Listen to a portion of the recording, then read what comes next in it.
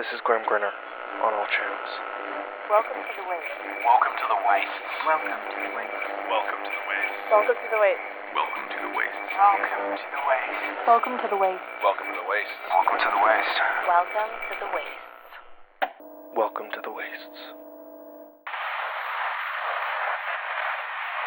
'Twas Winter in the Wasteland is a Wasteland Christmas tale written by J.D. Jailbreak for Grimm Grinner. Enjoy.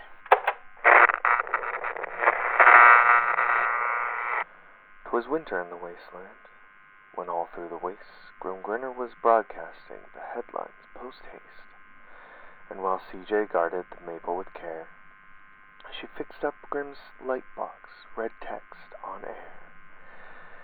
And who else would be there to feed the hungry their soup? None other than the Wasteland's own Mama Coop. Yes, Grimm and his family have been doing all right.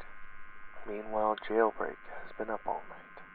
Him and Longshot worked together, pored over their plans, for if they didn't act fast, things might get out of hand. The refrigerator unit that held all the camp's food lost its cooler coil when the first one went kersplooed. This was disastrous, catastrophic at least, 'cause no fridge meant no food, which meant no holiday feast. They needed a replacement, but where could one be? Then Jailbreak exclaimed, "Of course, Vault 403!" For long before radiation coated the ground a regular basis, 403 was experimenting with long-term cryostasis. It would be tricky, thought Grimm, who always knew best. Opening a new vault can be like kicking a hornet's nest. But after mounting their courage and putting their cards on the table, the crew piled into their steed, the atomic maple. On Grimm, on Longshot, on CJ, on Coog. But one was missing from this legendary brood. For while they packed up, hearts full and weapons bared, Jailbreak decided to stay behind, for he was too scared. They arrived at the vault in its irradiated splendor, while Grimm sprang to the door to see what was the matter. For the door itself was cold and almost clung to Grimm's hand. "Stand back," called CJ. "I'll open this sucker like a tuna can." She ripped up the control panel and made quick work of the century-old technology coated in dirt. The door creaked open with a thundering kerchunk, but what they saw inside made their merry hearts sunk. What they saw defied explanation no one could understand, for Vault 403 had become a winter wonderland. Ice covered the walls, the floors, the ceiling. The image gave the group a rather queasy feeling. They slowly walked in with the weapons at the ready, but what they saw next made them even more unsteady. For standing at attention like terracotta soldiers stood an army of over 100 armed snowmen soldiers.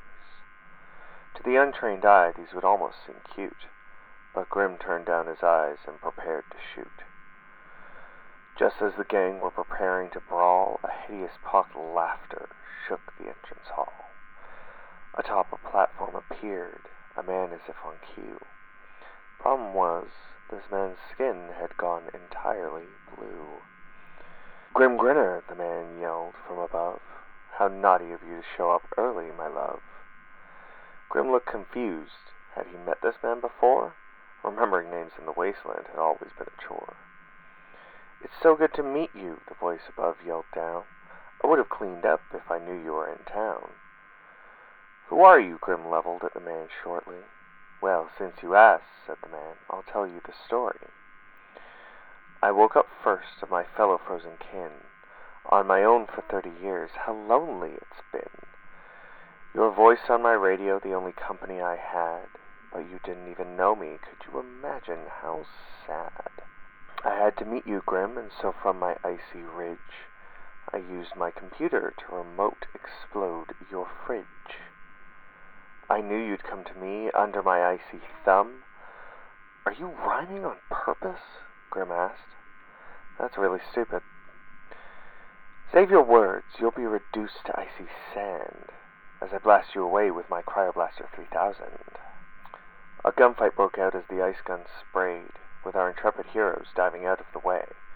Grimm's ray gun blew the snowman army a fright, while Longshot took cover and set up her sights. With a sickening crack, the sniper rang through the air, leaving the icy man's brains suddenly everywhere. The room fell silent as the snowmen melted to slush. Grimm grabbed the cryoblaster and left in a rush. Back in the basement, Jailbreak began his work.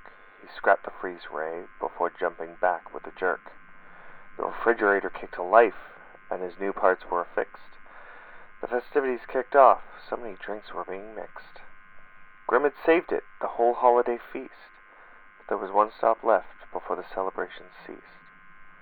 The five made their way up to Praxis's grave to enjoy all their food and toast in his name. Because we honor our friends, living or dead makes no difference. And that, my dear listeners, is the true meaning of Wastes.